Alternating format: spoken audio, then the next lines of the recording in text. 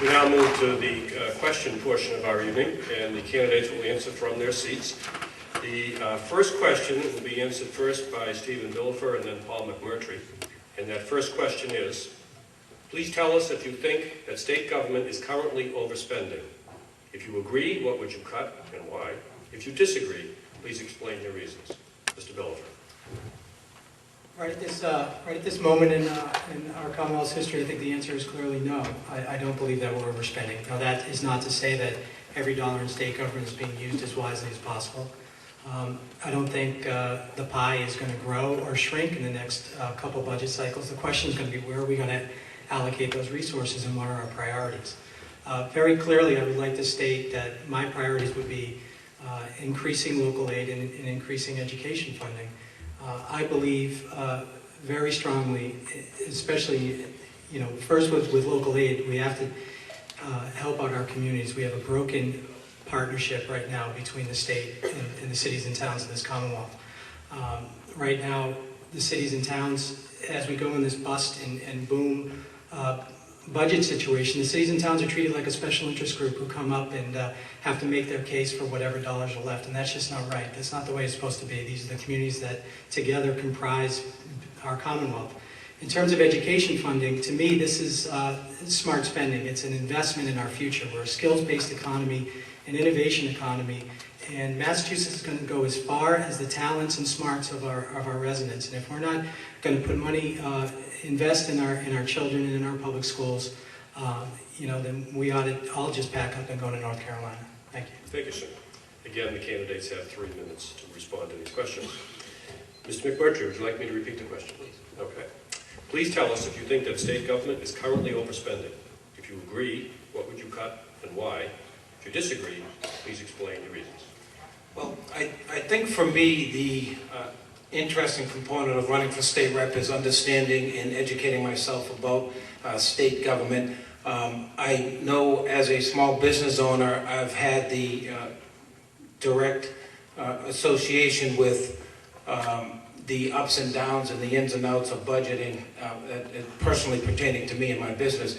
I think what the process that I hope to bring to Beacon Hill is an awareness and an education to more efficient spending, where there's not less government waste. There's obviously issues with homeowners and with mortgages that are unaffordable. There's seniors that are being taxed to the point where they can't afford some of the basic necessities.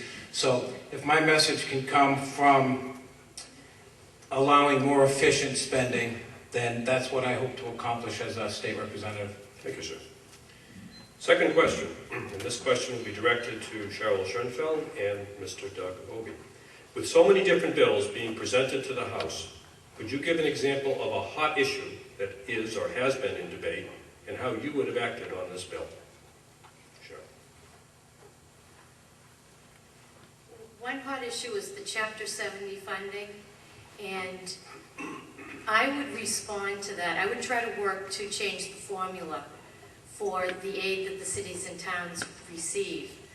I know that Medfield, for example, in Holliston, and Dover receive more in Chapter 70 funding than Dedham and Westwood.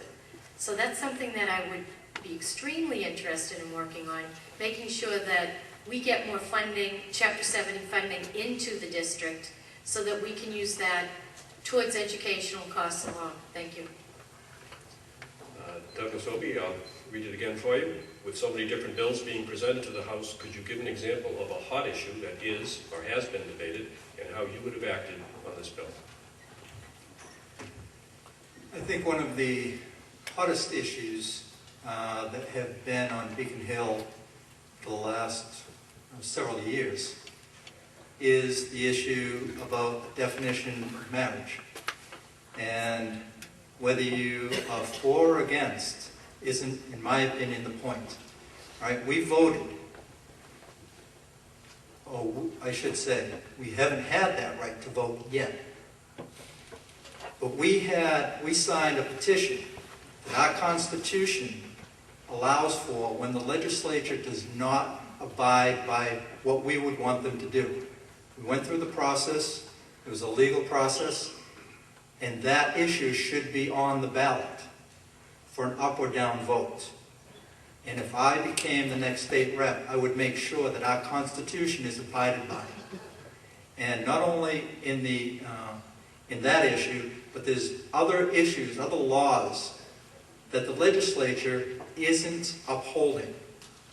And if in fact the legislature doesn't uphold laws, then how can they expect the citizens of Massachusetts to uphold the law?